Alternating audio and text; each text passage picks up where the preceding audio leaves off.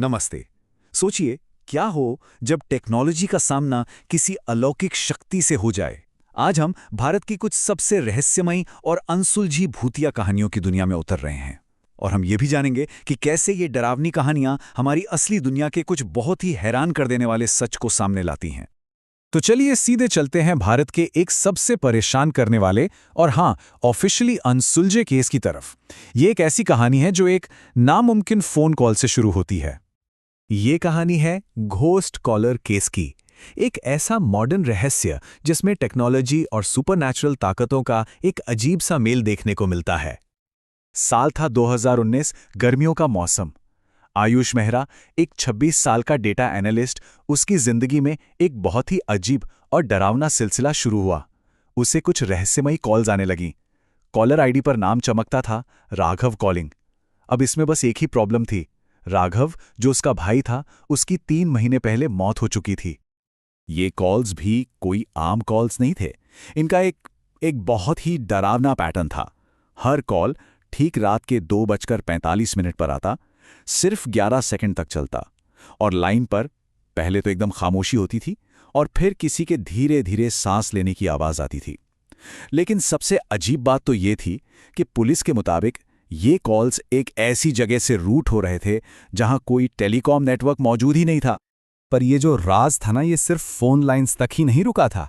जो कुछ भी हो रहा था वो कैमरे पर भी कैद हो गया। सीसीटीवी फुटेज ने कुछ ऐसा दिखाया कि अधिकारियों के भी होश उड़ गए। हर कॉल आने से ठीक पहले एक इंसान के आकार का साया हवा में तैरता हुआ दिखाई देता था, और फिर एक रात उसी साए के गुजरने के ठीक बाद आयुष अपने अंदर से बंद अपार्टमेंट से गायब हो गया। तो गोस्ट कॉलर जैसे केस हमें सोचने पर मजबूर कर देते हैं, है ना, कि आखिर इस तरह की कहानियां आती कहां से हैं। और इन्हें समझने के लिए शायद हमें हमारे समाज की उन गहरी सांस्कृतिक जड़ों को देखना होगा, जहां ऐसी न जाने कितनी सच्ची कहानियां पहले से मौजूद हैं। तो चलिए अब थोड़ा भारतीय लोक कथाओं की दुनिया में चलते हैं, जहां आत्माओं और भूतों की कहानियां सदियों से सुनाई जाती रही हैं। इन लोक कथाओं का जो मेन कैरेक्टर है वो है भूत। अब भूत मतलब एक तरह की बेचैन आत्मा जिसकी कुछ खास पहचान होती है। अक्सर ये वो आत्माएं होती हैं जिनकी मौत किसी हिंसक तरीके से हुई हो, या फिर जिनका अंतिम संस्कार ठीक से न किया गया हो। तो लोक कथाओं के हिसाब से अगर कभी किसी भूत से सामना हो जाए तो कुछ खास चीजों पर ध्यान देना होता है।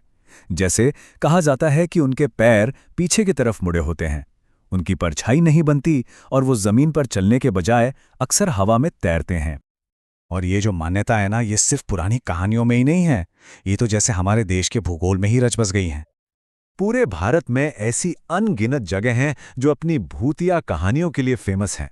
जैसे राजस्थान का भानगढ़ किला इतना बदनाम है कि सूरज ढलने के बाद वहां जाने की सख्त मनाही है। या फिर पुणे का शनिवार वाड़ा, जहां कहते हैं कि आज भी एक नौजवान राजकुमार की आत्मा भटकती है। लेकिन एक मिनट रुकिए, क्या हो अगर ये भूतिया घटनाएं सिर्फ आत्माओं के बारे में हों ही नहीं? क्या हो अगर ये किसी और ज्यादा गहरी चीज की तरफ इशारा कर रही हों? यहीं पर अलौकिक विश्वास और एक बहुत ही असली हमारे समाज के एक संकट का टकराव होता है, और वो है मेंटल हेल्थ। एक ऐसा देश जहां मेंटल हेल्थ को लेकर जागरूकता आज भी बहुत कम है, वहां बीमारी के लक्षणों को अक्सर भूत प्रेत का साया मान लिया जाता है।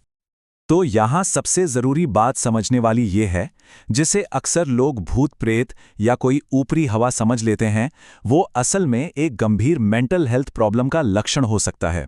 और जहां लोगों को इलाज की जरूरत होती है, वहां उन्हें तांत्रिकों और बाबाओं के पास ले जाया जाता है। और दुख की बात यह है कि इस तरह की सोच का गलत फायदा भी उठाया जाता है। ये एक ऐसी खतरनाक लूप होल बन जाती है जहां खासकर महिलाओं को उनकी मर्जी के खिलाफ पागल करार देकर मेंटल इंस्टीट्यूशंस में डाल दिया जाता है। इसके जो नतीजे हैं वो बहुत ही भयानक हैं।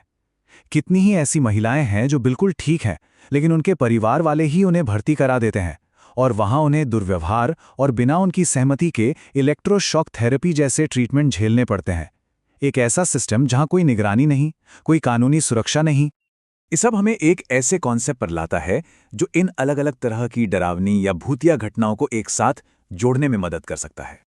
इस आइडिया को समझने के लिए फिलॉसफी में एक टर्म है ऑन्टोलॉजी। इसका सीधा सा मतलब है कि जो बीत गया, हमारा अतीत, वो कभी भी पूरी तरह से खत्म नहीं होता। वो किसी ना किसी तरह से हमारे आज पर असर डालता रहता है। हॉन्टोलॉजी का आइडिया ये कहता है कि हमारा अतीत बार बार लौट कर आता है, कभी किसी कहानी में भूत बनकर, कभी किसी गहरी सांस्कृतिक मान्यता के तौर पर, तो कभी किसी सामाजिक नाइंसाफी के गहरे जख्म के रूप में। तो आखिर में ये सवाल हमारे सामने खड़ा होता है, जो कहानियां हम भूतों के बारे में सुनते और सुनाते हैं, वे असल में किसके बारे में है? सिर्फ भटकती आत्माओं के बारे में, या फिर उन अनसुलझे सामाजिक मुद्दों के बारे में जो आज भी हमारे समाज को अंदर ही अंदर सता रहे हैं?